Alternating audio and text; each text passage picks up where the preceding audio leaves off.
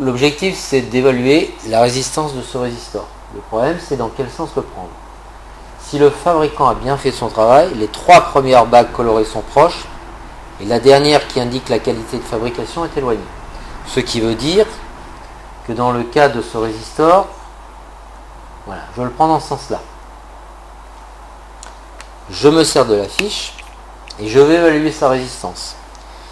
Donc, j'écris R égale, je regarde la première bague qui est orange. Orange, c'est un 3. La deuxième bague est orange, c'est également un 3. La troisième bague m'indique le nombre de zéros que je dois inscrire. Il se trouve que noir signifie 0, ce qui se traduit par 0, 0. Autrement dit, je n'écris rien. Je mets l'unité, ohm. La dernière bague m'indique la précision, c'est à 5% près. Donc je l'indique ici,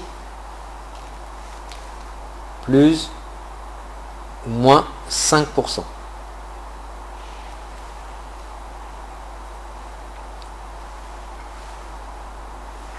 Qu'est-ce que ça veut dire concrètement? Ça veut dire que je peux essayer de mesurer cette résistance avec un ohmmètre. Si je fais la mesure, est-ce que je suis sûr que je vais trouver 33 ohms? Peut-être pas. Pourquoi? Parce que 5%, ça fait de tête environ 1,6 ohms.